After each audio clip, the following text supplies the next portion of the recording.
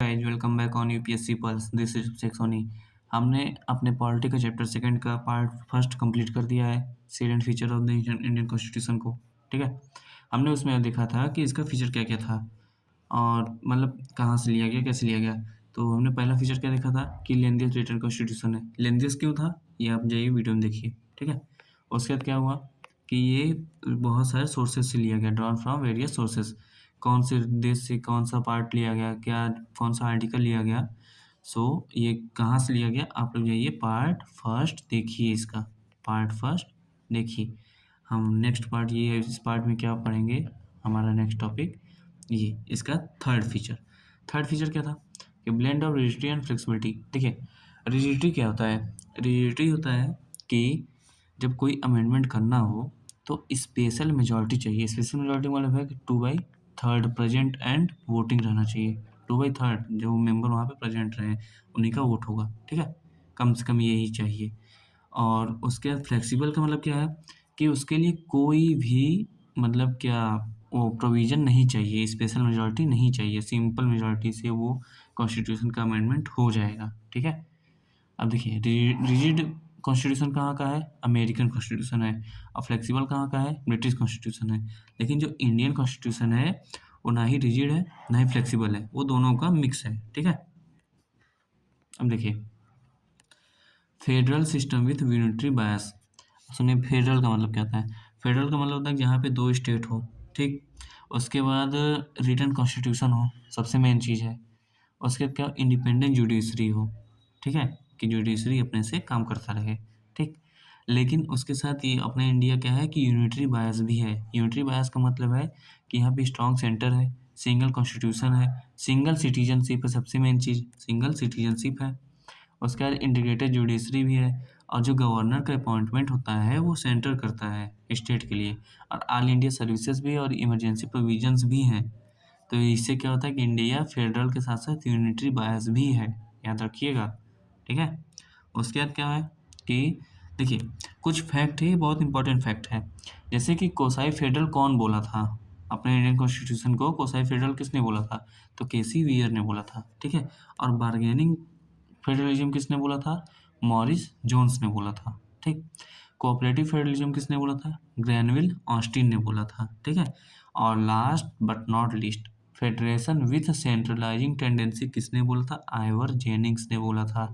इसमें सबसे ज़्यादा इंपॉर्टेंट ये है, उसके दिए ग्रैनविल ऑस्टिन का इंपॉर्टेंट है। ठीक है, कोसाई फेडरल कोऑपरेटिव फेडरलिज्म। ठीक, फिर नेक्स्ट क्या है कि पार्लियामेंट्री फॉर्म ऑफ गवर्नमेंट। देखिए पहले मुझे ये बताइए कि पार्लियामेंट्री फॉर्म ऑफ गवर्नमेंट कहाँ से लिया गया था, कहाँ से लिया गया था बताइए। ये लिया गया था ब्रिटिश कॉन्स्टिट्यूशन से। ठीक है, देखिए British parliamentary system of government. देखो ये कौन सा फॉर्म है, इंडियन पार्लियामेंट्री सिस्टम कौन सा मतलब किस सिस्टम का पार्ट है या फिर किसका फॉर्म है, पार्ट नहीं है फॉर्म है। ब्रिटिश पार्लियामेंट्री सिस्टम जो वहाँ पे गवर्नमेंट मतलब वहाँ ब्रिटिश में है उसका। ठीक, so this system is based on principle of cooperation and coordination between legislative and executive organs. देखिए अपने यहाँ गवर्नमेंट के 3 पार्ट है ना, लेजिस्लेटिव, एग्जीक्यूटिव और एक बताइए जुडिशरी। क्या है, जुडिशरी। ठीक है, तो ये जो पार्लियामेंट्री फॉर्म ऑफ गवर्नमेंट होता है ये किसके किसके बीच का रिलेशन होता है, लेजिस्लेटिव और एग्जीक्यूटिव का।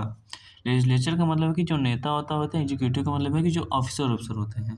ठीक है, या सीधे सीधे ये बोलिए कि पीएम एंड प्रेसिडेंट, इन दोनों के बीच के रिलेशन का ये होता है पार्लियामेंट्री फॉर्म। ठीक, उसके बाद देखिए system also known as Westminster model of government, या फिर रिस्पॉन्सिबल गवर्नमेंट ऑफ, या फिर कैबिनेट गवर्नमेंट, या फिर इसको बोलते हैं प्राइम मिनिस्ट्रियल गवर्नमेंट। सुनिए जो पार्लियामेंट्री फॉर्म ऑफ गवर्नमेंट होता है उसका और भी नाम है, जैसे वेस्टमिनिस्टर मॉडल ऑफ गवर्नमेंट है, रिस्पॉन्सिबल गवर्नमेंट भी बोल सकते हो, या फिर कैबिनेट गवर्नमेंट भी बोल सकते हो क्योंकि कैबिनेट मिनिस्टर यहाँ पे बनते हैं। या फिर जो प्राइम मिनिस्टर, देखो ये क्या है कि ये आपका प्राइम मिनिस्टर जो होते हैं इन्हीं का सब कुछ चलता है अपने यहाँ। पार्लियामेंट्री फॉर्म ऑफ गवर्नमेंट में प्राइम मिनिस्टर का ही सब कुछ चलता है, प्रेसिडेंशियल फॉर्म नहीं है, पार्लियामेंट्री फॉर्म है। तो यहाँ पे जो लोकसभा से मतलब कि प्राइम मिनिस्टर इलेक्ट किए जाते हैं उन्हीं का चलता है। ठीक है, सो नेक्स्ट क्या है, फीचर ऑफ पार्लियामेंट्री गवर्नमेंट। क्या है, presence of nominal and real executive. अभी मैंने आपको बताया कि देखिए नॉमिनल का मतलब है कौन, प्रेसिडेंट, ठीक है, प्रेसिडेंट, और रियल का मतलब कौन है, पीएम, कौन है, पीएम। तो इन दोनों का प्रेजेंस रहना चाहिए पार्लियामेंट्री फॉर्म ऑफ गवर्नमेंट में, ठीक है। उसके बाद मेजॉरिटी पार्टी रूल, अभी मैंने बताया आपको कि लोकसभा में जो पार्टी मतलब मेजॉरिटी वो वोट पाता है उसी में से पीएम बनते हैं, है ना। Leadership of PM and CM, यहाँ पे देखिए सेंट्रल में कौन सा मतलब किसका लीडरशिप रहेगा, पीएम का, और स्टेट में किसका रहेगा, सीएम का, कोई भी सीएम हो सकता है।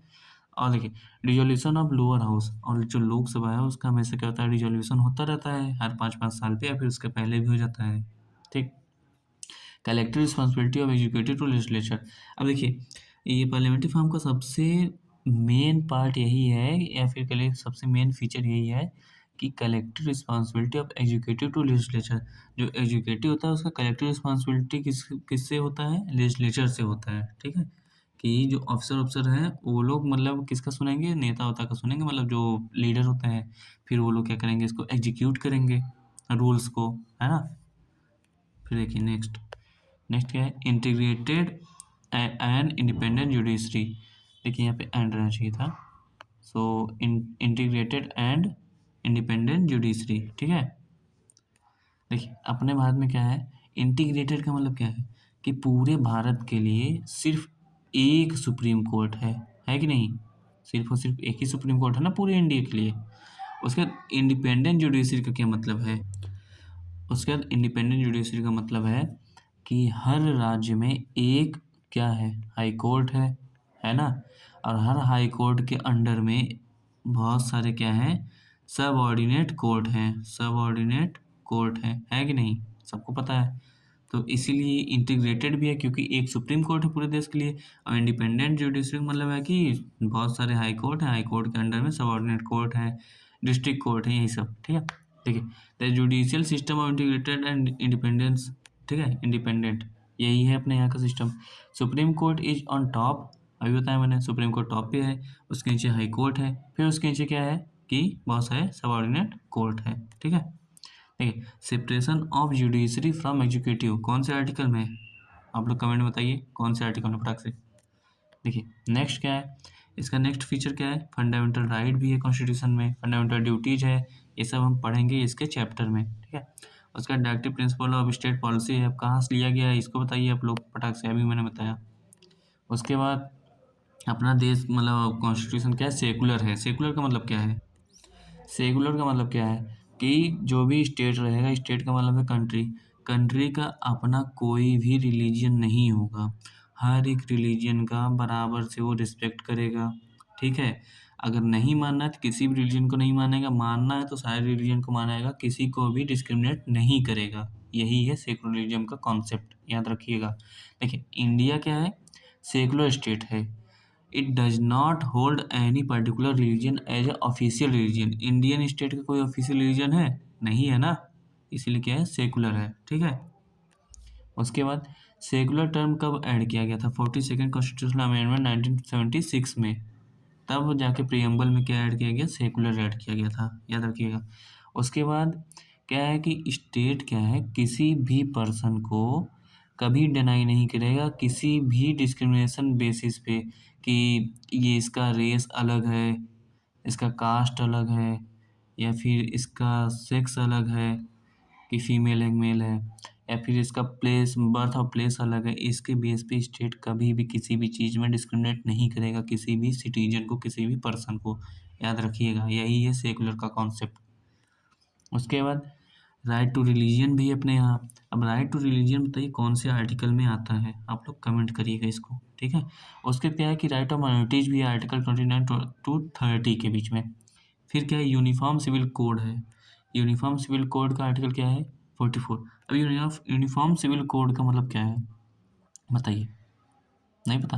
देखिए यूनिफॉर्म सिविल कोड का मतलब है कि जब कोई राज्य या फिर स्टेट इसे अपने यहाँ लागू करता है तो वहाँ पे सबके लिए एक जैसा नियम हो जाएगा, चाहे वो हिंदू हो, चाहे मुस्लिम हो, चाहे सिख हो, चाहे जैन हो, चाहे जो भी वो धर्म का हो, मैरिज का लगभग लोग सबके लिए नियम सेम हो जाएगा, हर एक चीज़ों का रूल और लॉ क्या हो जाएगा, सेम हो जाएगा, ठीक है।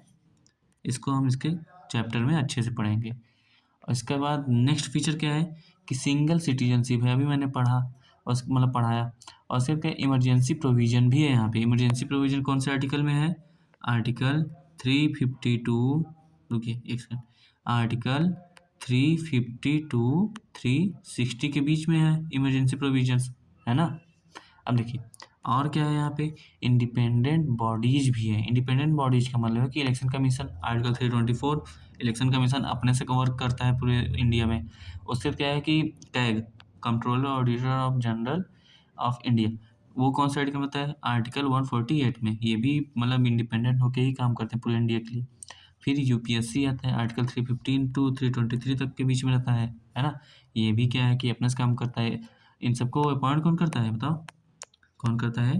प्रेसिडेंट अपॉइंट करते हैं, है ना। इसीलिए क्या है कि खुल के काम करते हैं, इंडिपेंडेंट होकर काम करते हैं। ये भी कॉन्स्टिट्यूशन का वो है। उसका क्या है कि 3 टियर गवर्नमेंट भी है। यहाँ पे 3 टियर गवर्नमेंट है। 3 टियर गवर्नमेंट का मतलब क्या? सेंटर, स्टेट और लोकल वाला, है ना। और लास्ट क्या है कि कोऑपरेटिव सोसाइटी भी है यहाँ पे। अब कोऑपरेटिव सोसाइटी कब ऐड किया गया था कॉन्स्टिट्यूशन में, इसको आप लोग क्या करिए बताइए कमेंट में। सो हमारा जो सेकेंड चैप्टर कंप्लीट हो गया।